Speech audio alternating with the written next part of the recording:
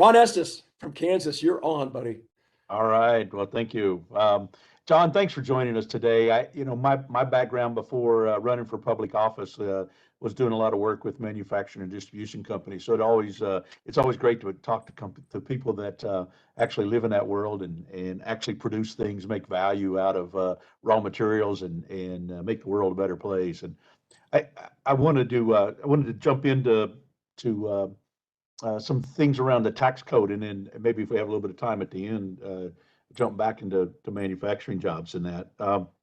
But when we rolled out the Tax Cuts and Jobs Act, there were so many positive things in there that resulted in so many great results. I mean, we had a lot of companies across the country that gave bonuses to their employees, that gave pay raises to their employees, that were able to increase their employment, the workforce, and actually go out and make new capital investments. And one of the things I wanted to talk a little bit now, as we're looking at starting this year and rolling for the next 3 or 4 years, some of those provisions are expiring, and I wanted to see what of those things that you think are going to have the biggest impact on you if we can't stop this ending of the great tax provisions that are out there.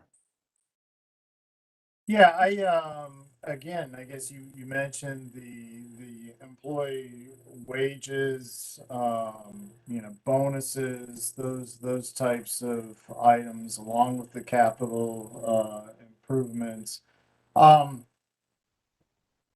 Those are all things that have really happened since 2017 here as well. I kind of mentioned, Congressman Kelly had already mentioned that when he had last come through, it was shortly after this had passed, and he heard from the employees about how wages had risen, and in terms of employee retention, those items, we've been able to pay bonuses, especially to our hourly employees, pretty much on a regular basis since then. This year's been a little tougher because we saw that towards the end of the year we were going to be pretty much hitting a brick wall in terms of business. So we've kind of been keeping our powder dry, for lack of a better term, so that we could make it through the end of the year, and hopefully, rather than pay bonuses throughout the year like we had, hopefully that we have something nice here around Christmas time at least left. So I think that anecdotally can tell you very much how we feel about, or how we're concerned about what the potential causes of it even going away is. As market terms, it gets more difficult. There's less of that there, and we very much, we think of this entire business and our employees as our family, not just the 5-6 family members that are I'm fortunate enough to have work here.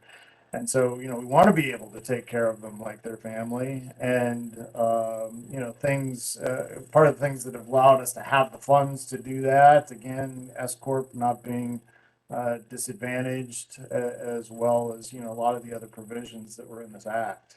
So, Yeah, yeah. So it's obviously with the economy starting to slow now, as we're seeing that as the Federal Reserve has to raise interest rates to slow down inflation.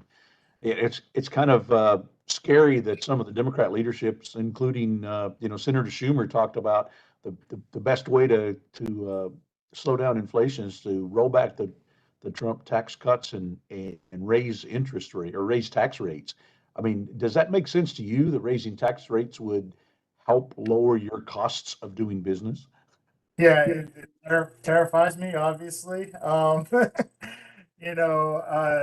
already concerned about how quickly the market or the sector slowed down. Like I mentioned, this month we're off 60%. It's something that we kind of saw coming, but I think there's no worse thing to do than what you're just saying, which is raise taxes. So. Yeah, and what you're saying, your experience, I'm hearing from a lot of others here in Kansas as well that seeing such a huge drop off so quickly in the last 3 or 4 weeks in terms of that. So I appreciate you spending your time with us today, and with that, I'm going to yield back.